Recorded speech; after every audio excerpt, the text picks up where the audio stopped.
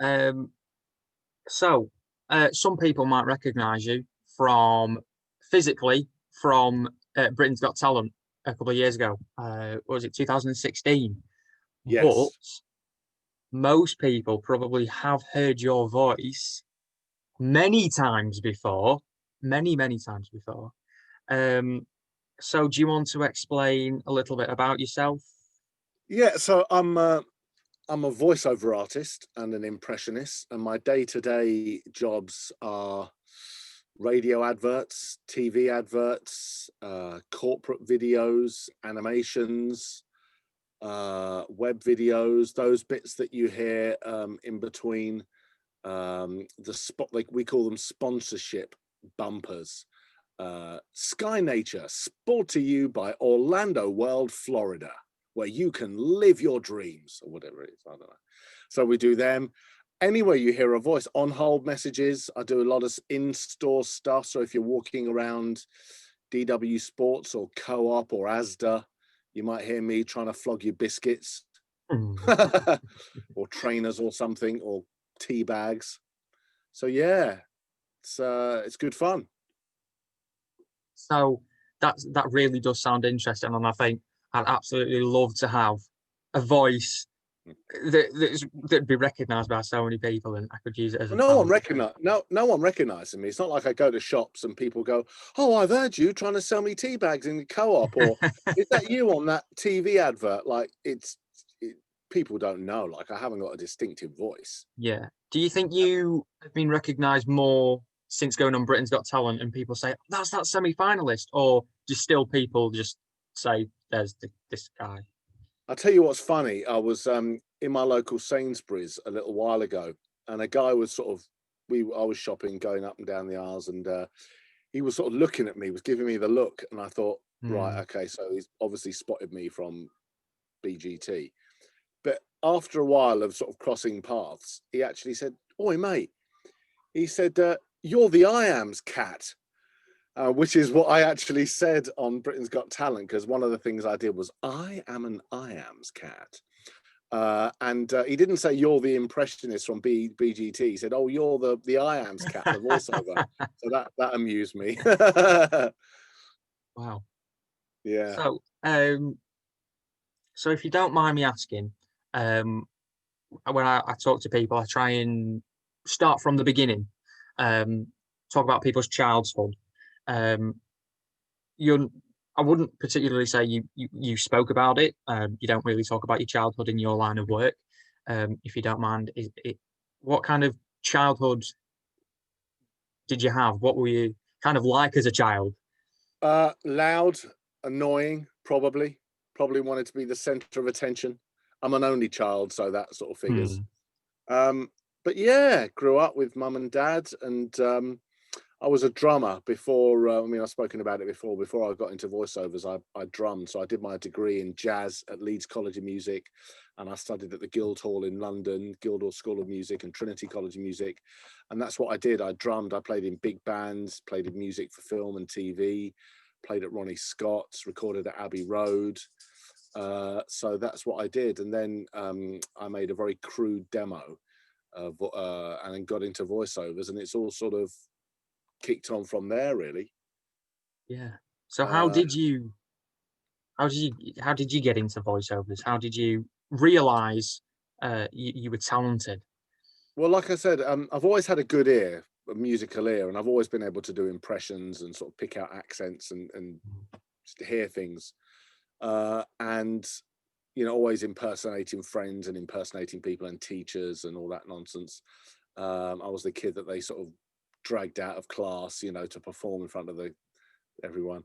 And then, like I said, in around 2000 and oh dear, I don't know when it would have been, 2002, three, something like that. I made a very, very crude voiceover demo. I don't know why, and sent it off to an agent. And I got my first agent.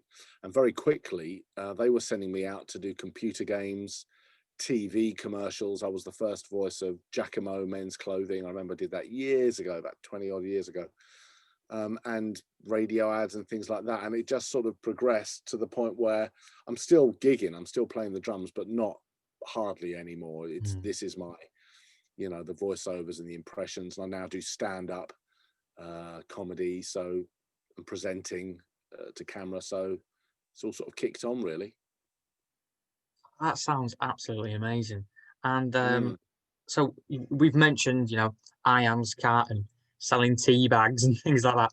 What are some of the biggest companies and corporations that you've worked with or done voices for?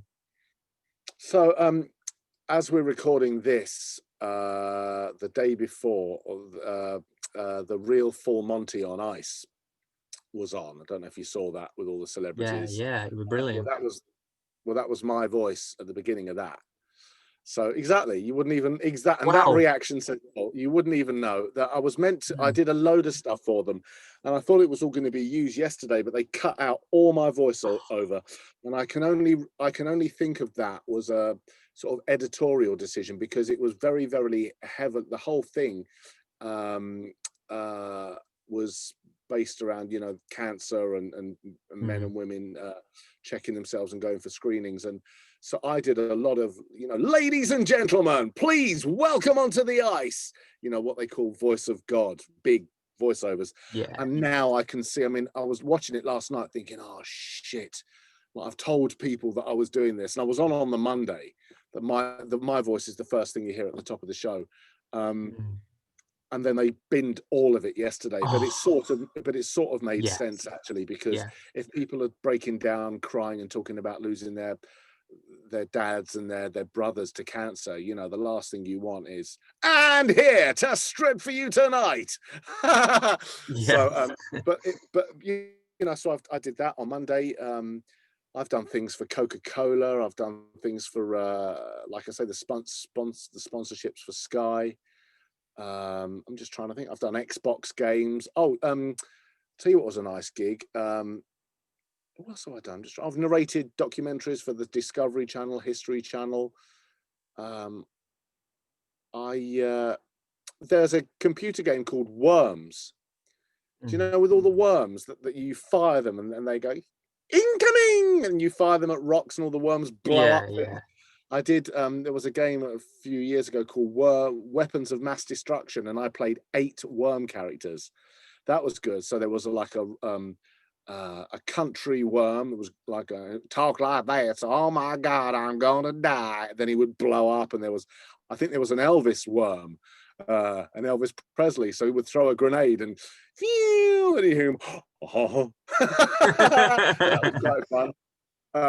And I think there was a builder worm was like that. I'm gonna bomb you, whatever. But I've done. You do so much Yeah. stuff that it just sort of, it's almost like once you've done it, you forget about it, and it goes on air. And sometimes they send you a copy if you ask for it. But then I'm on stuff, and you wouldn't. So there's TV adverts on at the moment for Vileda mops. Okay, and there's a guy with a beard, and he's talking about he says, oh, my floor's so clean I can slide or something. You see him. So anyway, it's Mm. me doing his voice, because I think the actor's from Holland or wherever. So stuff like that, you wouldn't even know it's me. Mm. It's just me overdubbing the guy's voice, Yeah. or selling over 50s life insurance. Are you a make sure that your loved ones are all all that. Are Yeah. you happy with that? Are you happy with not being recognised? Because I know some people are quite humble and live life as they want to live it on the down low. They're not bothered about fame. Other people, love the idea of being famous.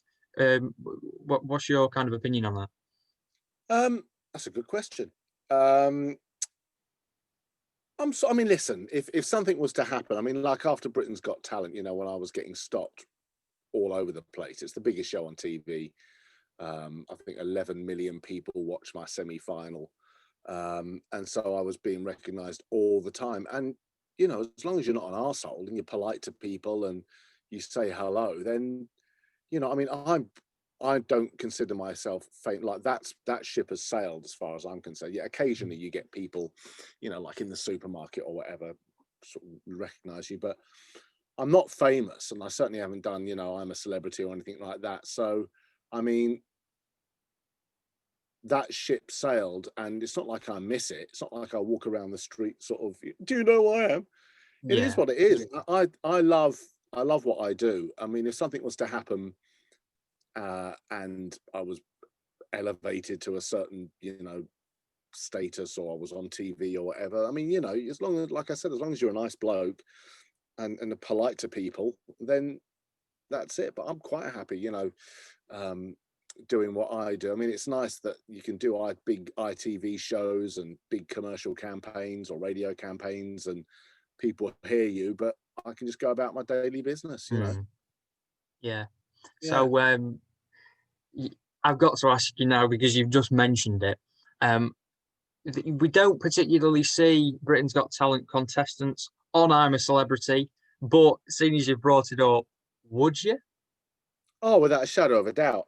And one thing that experience taught me, I mean, I'm not going to say it changed my life, because it didn't really change my life, but it certainly gave me, because they approached me the year before, the researchers, and said, "Did you want to do it?" They saw a video that I put up on YouTube, a thing called How to Do Celebrity Impressions, and so you can audition, but they also have researchers searching for talent, because you know they like impressionists, they like magicians and what have you. And the year before, they called me up and said, "We've seen your video, we think you'd be great, would you want to do it?" And I said no, I turned it down. And then they came back the year after and said, "We've seen your video, we think you're great, do you want to do it?" And I just thought, oh bollocks, go on, what could happen? um and yes, so I lost my train of thought then. So, but in answer to your question, I would do it. And I think you just got to face your fears. I mean, Emma and I, you know, my wife and I watch it, and she said, "Oh, spiders, I couldn't do that." And none of it, I can honestly say, Connor, hand on heart, none of it would bother me. The heights thing, like, you know, when they walk out onto a Mm. fucking plinth, you know, at the top Yeah, of a yeah, building, that, I mean, that's not nice. But I mean, shower me in snakes and all that stuff. That doesn't worry me whatsoever. I don't care about that. Yeah. what about the eating? Would you eat everything, drink Mm, everything? oh God, you'd have to, wouldn't you? You just go down. You'd have Yeah, to. You'd have I to. think Um, I think they overthink it. You know, if when Ant and Dec pull it off and it's sat there, don't wait for them to say what it is. Just do it without thinking. I think that's what I would do. at the end of the day, what you got to remember is, with all this stuff, they're making TV shows, and yes, it's your experience. I mean, I've got a few people that I know that have done it before. I'm friends with Pat Sharp. I do various voiceovers for him, and we sort of chat about radio and geekery. And you know, he said to me, you know, I would urge anyone to do that. He said it's you can't buy that sort of that experience, and that just being in that environment. So, oh yeah, I would definitely do that. Yeah, Yeah, be good to have the opportunity. I mean, I wouldn't get asked, but it'd be good to have the opportunity. yeah, and meet Ant and Dec again. Yeah. Yeah. Hello. Yeah. That's right. He's got that sort of side of the mouth, smug thing going on. That's right. That's brilliant. Um, you do hear like previous situations where previous contestants kind of set up a YouTube channel, or they say, "This is my experience with Britain's Got Talent," and which is quite enlightening to some people like myself. And you watch it and they say, "Oh, it's a really dreadful process," or "It was really long and strenuous," or "They've got to really, it's really stressful," or sometimes they can be a bit rude. But um, what was? Do you have anything to add to that? What was kind of your Well, way? it's interesting you say that, because I know people that have done it. I won't name names, but they've publicly said that they hated it. You know, from start to Mm, finish, they thought it was an awful experience. They thought that they were manipulated. They were told what to do. They were said, "This is what we want you to do," and they made suggestions. And they said, "No, no, no. This is what you know." But I've got to say, from my experience, I pretty much had a free reign to do what I want. Like, I did my audition, that was fine. I think they earmarked me as someone that they wanted to do well. I just got a funny mm, feeling. I just, for whatever reason. But when it came to the excuse me, the semi-final, I had lots of ideas. One thing I didn't want to do was because Simon Cowell kept on saying, "Oh, it's the semi-final. We need to be. It needed to be bigger and better." You know, it's the 10-year anniversary. That was it. It was the 10th year anniversary. So he said we need it all to be bigger and better, and we need you know, something different. So I came up with a situation which ultimately they didn't go for, which was fine. But I thought I'd do a scene in a restaurant. And I could be like Anton Deck could be the maitre d's. We could have Gordon Ramsay in the kitchen. Alan Sugar could be eating. I could do all these characters. It didn't really work, but whatever. But they let me do it really. And I had a few situations beforehand that I put to them. I said, can we do it like a voiceover session where I could be doing all these voices? They said, well, let's not go with that. But even to the point where I said, I need a sausage and mash here for one of the gags. I need this here. I want to do a look to camera here. And they did it all for me. So they pretty much let me do what I wanted to do, I've got to say. Apart from not getting to the final, which was something that was my goal. I thought I'm never going to win it. But if I could just get to the final, that would be great. But apart from that, no, it was fun. Yeah, it was good. But like I said, I know people that didn't enjoy the process. Yeah. I remember I've watched Britain's Got Talent every single year for all my life. I remember 2016 was quite a big year actually. There was some very good talent on that show, like there is every year really. But I think they didn't have any impressionists this year. They didn't have any, and I don't know why. They rang me up to say, "Can you recommend someone?" And some impressionist friends of mine got the call again. But they didn't actually have an impressionist on this year, for whatever reason. But yeah, when I did mine, Richard the Magician won it. Yeah. So are we saying that impressionists out there should audition for Britain's Got Talent 2021? Oh God, yeah. I mean, they love impressionists. Yeah, and I mean, it's pretty formulaic. You know, you go on there, you take the piss out of the judges. You know, all of that. I'm quite a cynical sod, anyway, so I sort of see straight through. And they love a backstory. You know, like I mean, there's nothing special about me. I'm just a bloke married with 2 kids. But they kept on saying, "Talk about your girls. Talk about your family. This means everything to you. Do it for them. Do it for the family." I was like, "All right, fucking don't push it." There was one bit. There was one. I didn't get angry. I wasn't angry. I was just like, it just got to me a bit. There was an episode where you get told, we had to go back and you get told that if you're going to make it to the semi-finals, you know, when they have the 2 groups and they cut between the 2 with all the dramatic music.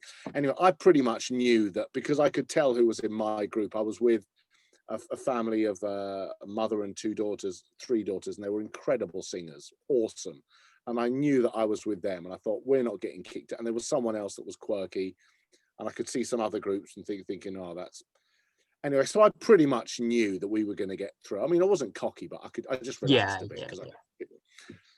Anyway, when it came to doing the bit to camera, this researcher said, and talk about your daughters, and talk about your family, and what would you do if you won, and tell us about... And it was just like, oh, fucking all right. Easy. Jesus Christ, you know. But they're making a show, you know. Yeah. It is a brilliant show. Talking about shows, I'm slightly breaking off from my order of questions, but would you ever do something like Michael Winslow, you know, Police Academy, where he's doing all the noises and everything in Police Academy? Would you ever do something physical acting work and use your voices a bit like Robin Williams in say Mrs. God, Dark or well, something? after I did Britain's Got Talent, I got an agent, a really nice guy, and so I'm up for commercial stuff, like commercial roles, and I audition. So in answer to your question, yeah, I mean, I would never, you know, turn anything down necessarily. If for some reason I got approached, I mean, I can't think why. Like I said, I don't regard myself as being famous at all. But if I got approached or my manager got wind of something, then yeah, definitely, yeah. That'd be great to see another because we don't really have it much. You know, obviously Robin Williams was absolutely The only thing fantastic. is, with all of that, is you got to be careful, because otherwise it looks a bit tacky. It looks like you're Yeah, shoehorning in. That's the only thing, you know. If a part like that's got to come up, it's got to be really well written and conceived. Otherwise, it just seems like you're shoehorning in. Like, you know, what would you like for dinner today, darling? Well, wow, I don't know. You know, you're just yeah, doing things for the sake of it. You know. yeah, Yeah. yeah.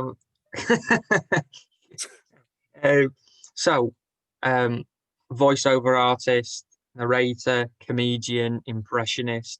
Um, I think I think is it all right for me if I can ask? I've looked on your website, brilliant website. You've Thank you. got some clips for impressions, and I've picked out five of my favourites. Is Right. that all right? If I can spotlight you and kind of put you on the spot. Go Uh, on then. um, the X Factor guy. Yes. So I get asked to do Peter Dixon quite a lot, and he's the one, for those people watching who won't know who he is. He's it's time to face the music.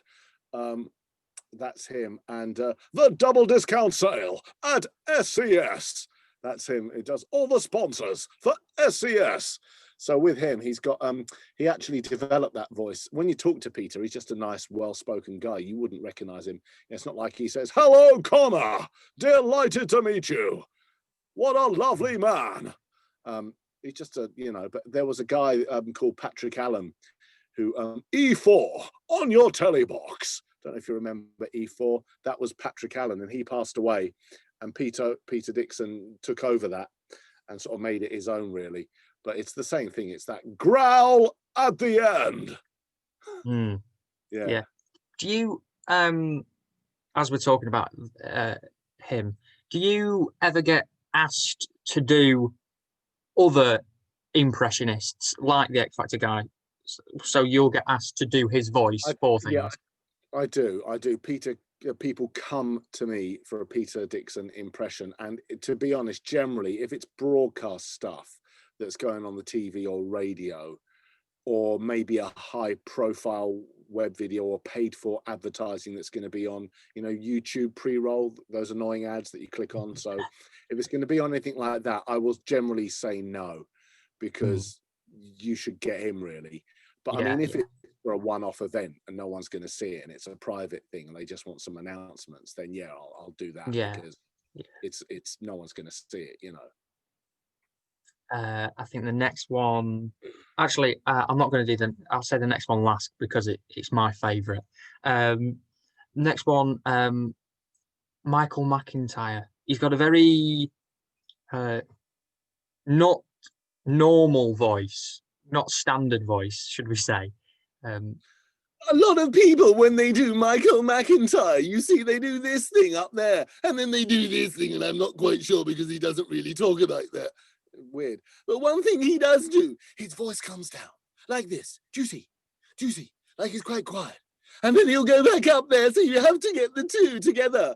And then juicy, is that good? Is that good? Then you've got Michael McIntyre. And all you have to do is just tell people things that they do every day of the week, and they'll laugh at it. That's all you have to do.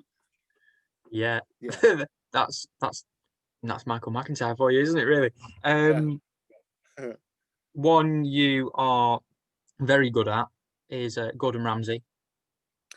Hey, big boy. Hey, Bertie fucking big bollocks, yes? Okay, so today we will be cooking spaghetti bolognese. Okay, got that? Fuck off. Yes. Wow, thank you for that one. Um, Fuck me. The exasperated thing. Oh, come on, God.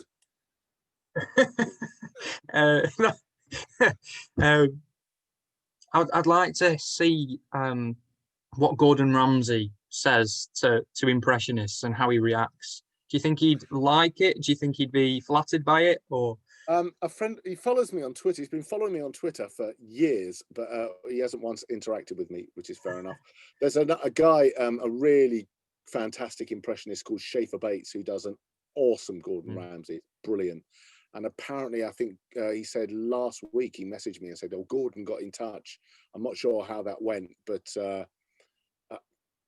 yeah, Gordon Ramsay, what he likes to do is comment on people's videos on things like TikTok. So I saw a video of Gordon and half the screen and Schaefer was doing his Gordon Ramsay. Okay, beautiful. And you've got Gordon at the other side of the thing going, who's this? Who's this? Like, your parents must be fucking embarrassed. As if, no way, that's brilliant. Topical next one. He released his brilliant documentary on Netflix a couple of months ago. David Attenborough. Ah, yes. So I get asked to do him a lot. And with Sir David Attenborough, he's 80 or 90 years old now, and his teeth don't quite sit as they should. So you got the whispery voice when he doesn't want to be disturbing the herd of lions, and then it does go up slightly when he gets more animated. So I do get that asked to do a lot. I did, there's a load of commercials on for bestheating.com on Channel 4, and it's to do with radiators. That was too far for them, that impression. So what I did, I ended up saying bestheating.com, which is a sort of a generic whispery, so that's on your TVs, because they started off, the brief was David Attenborough impression, but that was just slightly too far. So we pulled it back and then did this sort of whispery voice, you know. Brilliant. But everyone does that. A lot of people just whisper. Brilliant. One I'm sure you do get asked to do quite a lot. My personal favourite, when I told my mum, she said it's her favourite, Morgan Freeman. Ah, right. Now he's a funny one. I can't do him with any volume. Darren desperately tried to build a relationship with Connor in the hope that he would come back on his podcast in the future. I don't think it's weird, that one. It was at that point that Darren realized he had to have lunch and cut this interview very short. I don't think it's my best one. I've got to be honest. I normally, when I'm doing it on stage, have the microphone really close. To get that, if a microphone's right in your face, you get that bass effect, and but I've heard people come up, well, I haven't heard, people have come up to you and go, oh my God, your Morgan Freeman's outrageous, it's so good. I don't think it's, a lot of people do Morgan Freeman a lot better than that, I can assure you, but you know. So it's got such a distinctive voice. I'm going to clip some of the Morgan Freeman ones, but at the start. You slightly stranger, but if you can do these voices, can you do any singing or impressions while singing? Oh God, you wouldn't want to hear me sing. No. No, I do get asked to rap on commercials, which I'm very happy to do. So they will send me the backing track and a commercial, you know, buy your tires for $1.99, driving these and you'll be fine with it, you know, whatever it is. In fact, I've got a rap show reel. If you go onto my website and click on voiceovers, you've got my animations and characters and corporates, and I've stuck up there a rap reel. Because I get asked to rap, which is fine. You know, I've rapped in an American accent, in an English accent, as a Cockney. So I don't mind doing that. But I have sung, but my tuning's not all that great. Even as a musician, my tuning is just a bit, it's not good. So you wouldn't really want to hear it. You know, I piss Emma off because you know, driving home for Christmas. Driving home, and the driving next to me. So I can sort of take the piss, but it's not really, you know. Or what's her name from Heather Small? Ho, ha, ha, ha, ha. You know, she's got that funny voice. Yeah, but no, I sort of take the piss, but I don't. You wouldn't want to listen to me sing. So, my last question on my list is, what is the future plan for you? Do you have any aspirations that you need to tick off the bucket list? Is there anything you've got planned? I've got a few things which I sort of would like, aspire to, which I would like. I mean, being a voice on an ITV1 show is pretty good. Got the call out of the blue for that. I'd like to do animation work, more animation work. I've done bits and bobs, but to get a series on, Netflix or CBeebies or CBBC or something like that would be brilliant. I'd love to do that. I haven't done much of that. But apart from that, just to keep working and to keep busy, and I'm no good when I'm quiet, Connor. I get, I'm moped because this is my studio where I'm recording. Let me just, if I can. That's where I stand. So there's my second. So this is my main monitor with you. There's Connor. Smile, you're on TV. And then up there, so that's where I stand. And I read my scripts off there. So there's a second monitor. So yeah, just to keep working. And I'm no good, when I'm not busy and it's quiet out. So just to keep busy and to keep in people's thoughts and to keep on doing good work, really. As long as you're nice to people and you're not an arsehole, hopefully, and you can do the job, It's hard. A lot of people think it's just talking, but if I'm standing there with my headphones on and I've got like a client in Italy and someone directing me in Italy, then someone maybe in Switzerland from the company, and then there might be someone in, London, and they're all putting their oars in and they're all telling you what to do. Could you do it like this? Could you do it like that? You've got to be able to, filter a lot of it out, listen, take direction, change your delivery, give them what they want, go up, go down, louder, quieter, more corporate, less, it's, it can be not stressful necessarily, but it's, you've definitely, if you've done an hour session or a 2-hour session like that, the end of it, you're knackered, your brain's hurting because you've just had to take in so much information. So it's not just about, oh, well, here's a script, just bang it off, Yeah. Sorry, that wasn't getting on my soapbox. I was just saying. No, it's absolutely. A lot of people don't know that the stuff that we have to do on a daily basis, and it's, it's hard work. It's a skill that you can, not everyone can do, surely. No, well, we know nobody has, not many people that do have talented voices, because, but with that kind of said, if you do know anybody, I try and ask the people these questions towards the end. It is a bit of a cheeky question, but yes, if you do know anybody that is fun, interesting, would be willing to talk to myself on Zoom, please do let me know. You can email me. I really do appreciate that. I really do appreciate your time. Thank you very much. Pleasure. I will bear that in mind, and I will think of you. And I hope the channel does well. I hope it grows and you get lots of clicks. Like and subscribe. Hi guys, like and subscribe. Click the bell button for your notifications. Is that right? Am I? Yeah, that's brilliant. Yes, thank you very much. Thank you very much. Good stuff. Nice one, Connor. Thank you. Right. Well, I hope you have a brilliant Christmas. Thank you very much again, and I'll hopefully talk to you again soon sometime. I'll do what they do on YouTube videos. Darren out. There you go. There's a good edit for you.